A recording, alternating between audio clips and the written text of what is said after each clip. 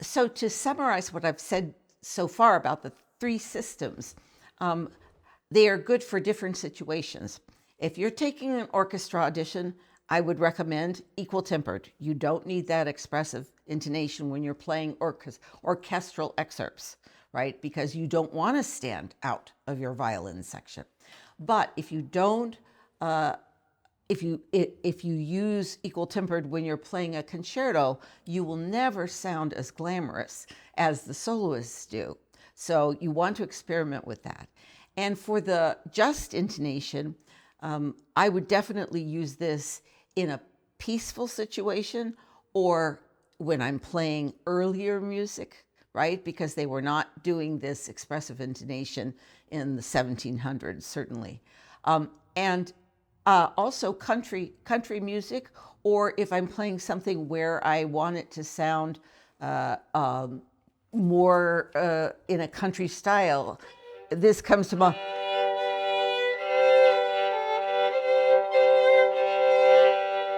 Right, so I want that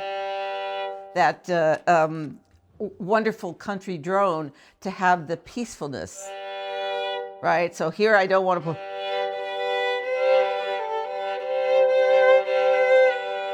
That's not that's not country style. So how do I go about choosing my system? And how do I know what is going to sound good where? Okay, you can make this broad division between the kinds of playing you're doing. You can do some expressive intonation in a quartet situation. And you can even do a little bit when you're playing sonatas with piano. But of course, strings have the ability to bend tones more than any other instrument. So a string quartet will give you some leeway. And different string quartets have different ways that they like to sound. My own former quartet, the Muir, very much likes the expressive intonation with the raised thirds and sixths and sevenths. This is the way we were trained at Curtis. Always very solo oriented. But I have a friend in another quartet, and they're all about those just intervals. So you can imagine that a quartet that chooses a different kind of system will sound very different. When I'm playing expressive intonation, I don't think it's enough to just say, okay, I'm going to raise my seventh degree or whatever. How do you know that you're raising it consistently? I like to think of notes in families. So I have the home family and the traveling family. If I am playing equal tempered, then my traveling family will not travel. So let's do a G major.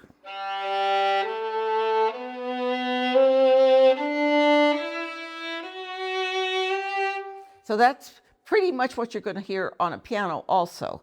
And the third, sixth, and seventh degrees were exactly equal tempered as best as I could do. Now, if I want to put this expressive intonation, my traveling family, which is the third degree, the sixth, and the seventh, have to be raised just a little bit. So then I might have.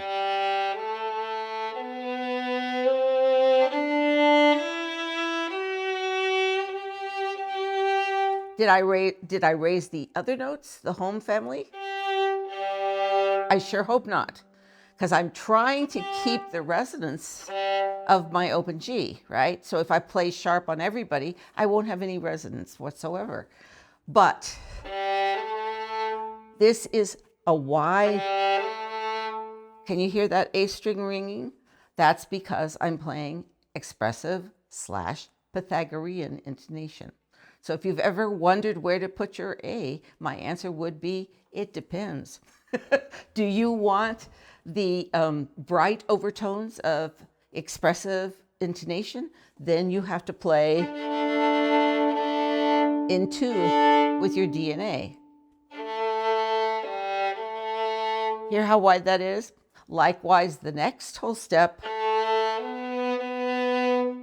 I've got to have that B in tune with my E string. So Now, I have a quiz for you. How is that going to sound with the open D? That's right, it's not going to sound good. Hear how high it is? So now in order not to play sharp, my half step has to make up that difference. So my C is going to be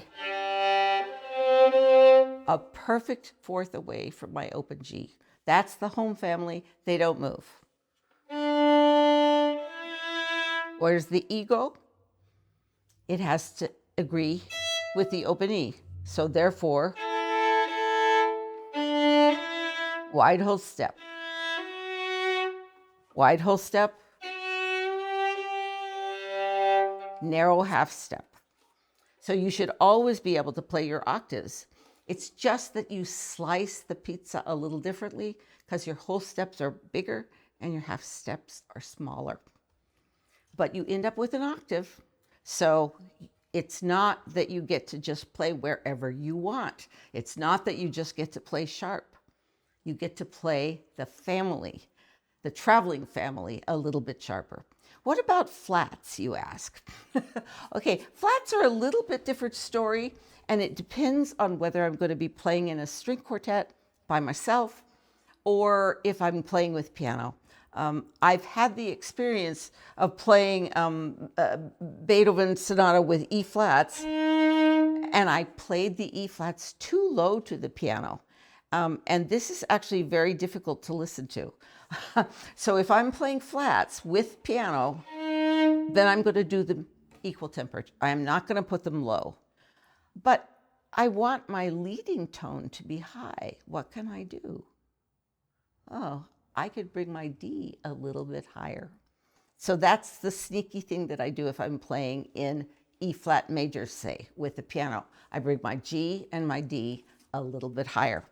But the E flat has to be right with the piano.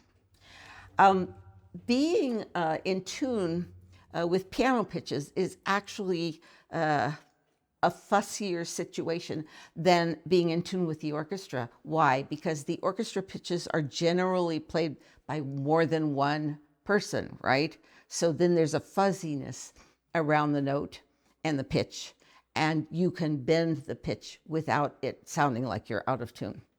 So when you're learning your piece and you're deciding which system of intonation you want to use, remember that the home family, the tonic, the fourth degree, and the fifth degree, always should be perfectly in tune with whomever you're playing with, including yourself.